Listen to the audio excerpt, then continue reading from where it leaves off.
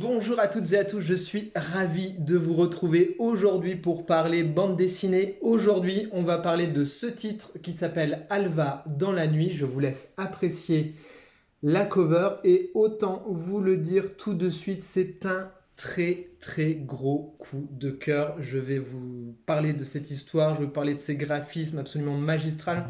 Pour vous résumer ça en deux mots, je vous dirais que c'est un petit peu comme si Tarantino rencontrait Guillermo del Toro. Je vous laisse imaginer un petit peu le pitch. On est chez Glénat, on est sur une BD qui fait 264 pages, si je dis pas de bêtises, ça vaut 24,50 €. Alors, Alva dans la nuit, ça parle de quoi? Je vais vous montrer tout de suite. On va suivre l'histoire de ce personnage en haut de cet immeuble qui s'appelle Alva.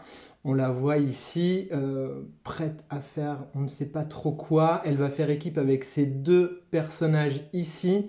Voilà, ce sont des cambrioleurs, on le découvre très rapidement, hein. Alva, elle est là, elle saute de cet immeuble. Elle a un espèce de don, Alva, elle arrive à grimper aux choses, à faire un peu comme les Yamakasi, un peu comme les Assassin's Creed. Elle saute, elle se déplace très agilement. Et donc, elle fait équipe avec ces deux personnages parce que elle leur apporte ce niveau de compétence. Voilà. Le début de l'histoire commence comme ceci, donc on va suivre l'histoire d'un braquage de ces trois petits truands, trois petits escrocs qui ont un plan a priori sur le papier très simple, aller braquer un vieil homme qui aurait beaucoup d'or chez lui. Ils ont un receleur prêt à leur racheter cet or à un prix complètement dingo. Alors bien entendu, ça commence vraiment comme un polar classique, ils négocient un petit peu leur part, ouais moi je veux 50%, sans moi t'es pas capable de le faire, ouais mais c'est moi qui ai le plan. Bref, vraiment on est sur les codes du thriller et du polar hyper rapidement, mais vous vous doutez bien que ce plan sans accroc ne va pas se dérouler sans accroc. Je ne veux pas vous en dire beaucoup plus à ce stade parce qu'il va y avoir une sorte de twist assez rapide qui va plonger le titre dans quelque chose d'autre, complètement dingo, et c'est un titre qui va mélanger donc le thriller, le polar, le road movie, le fantastique, l'horreur, la mythologie, et c'est un titre qui est en soi hyper magique, c'est-à-dire qu'il tient comme ça sur une espèce de corde raide tout le long, et il mélange les genres sans jamais se tromper, sans jamais se planter, sans jamais que ça ne fonctionne pas, sans jamais qu'on ne soit pas pris dans l'univers.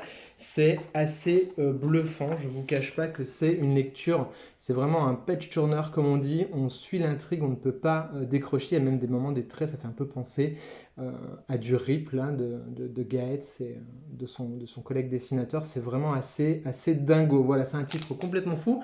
Les deux auteurs, donc je ne veux pas écorcher leur nom, c'est des auteurs qui ont travaillé, qui travaillent dans l'animation, dans le scénario, donc ça se sent en termes de storyboard. C'est des auteurs qui sont, pour l'un, il est suédois et pour l'autre, il est danois, mais ils vivent un petit peu à travers le monde et ça se sent qu'ils ont énormément d'influence, qu'ils injectent dans cette bande dessinée qui est vraiment magistrale. Quand je vous disais tout en intro, hein, ce mix entre Guillermo del Toro et Tarantino, on est clairement là. C'est comme si on avait deux univers complètement dingues qui se rencontraient. En plus, on sait que ces deux cinéastes sont des gens déjà eux-mêmes qui régurgitent, qui sont des personnes très cultivées et qui mélangent les influences. Et donc là, pareil, dans ce Alva dans la nuit, on a ce plaisir de suivre voilà, une histoire qui est complètement dingue, hein, complètement folle. Franchement, je pense que vous avez... Enfin, moi, j'ai jamais lu un truc comme ça. Vraiment, pour le coup, c'est ça qui est top. C'est de se dire, bah voilà, j'arrive encore à être surpris par des auteurs qui m'emmènent dans des choses auxquelles j'aurais pas imaginé, des choses auxquelles j'aurais pas pensé. Euh, un titre, vraiment un très gros coup de cœur pour finir cette année. Dites-moi en commentaire si c'est un titre que vous avez lu, que vous aviez vu passer, mais vraiment il mérite le détour. La bonne nouvelle, effectivement, c'est que a priori il y a peut-être une suite en préparation, ce qui est vraiment intéressant parce qu'on a un lore qui est dingue. C'est peut-être, voilà, pour moi c'est un très gros coup de cœur. Mais si on devait faire quelques petits reproches, mais vraiment, c'est vraiment pour chipoter, c'est de se dire qu'effectivement c'est tellement riche, tellement intéressant, qu'on aurait envie de s'attarder un petit peu plus sur les personnages et sur certaines choses pour creuser tout ce lore et tout cet univers qui est complètement fou. Donc ça c'est vraiment, mais c'est pour chipoter, hein, parce que vraiment on s'en rend pas compte. Même j'ai envie de dire, une fois qu'on l'a lu une première fois, ce titre, on a envie de le relire tout de suite une deuxième fois, parce qu'il y a plein de choses qui sont disséminées, et voilà, donc c'est vraiment un bon investissement. Et deuxième chose, peut-être les personnes qui sont allergiques au noir et blanc, je sais qu'il y a des personnes qui n'aiment pas ça. Voilà, ça peut-être les deux petits points pour aller essayer de mettre un petit peu d'objectivité dans mon coup de cœur total de ce Alva dans la nuit. Vraiment, on est en période de Noël, en période de fête, c'est une très très belle idée cadeau à faire ou à se faire. Voilà, si vous aviez peut-être, il vous manque un cadeau pour quelqu'un chez vous qui aime la bande dessinée et qui a déjà beaucoup de lecture mais qui n'a pas ce titre-là, et ben, je vous invite vraiment peut-être à craquer ou à lire les premières pages. Vous allez voir, vous allez, je pense, être sous le charme comme moi. Alva dans la nuit, c'est chez Glénat, 24,50 €, 264 pages, on en a vraiment pour son argent.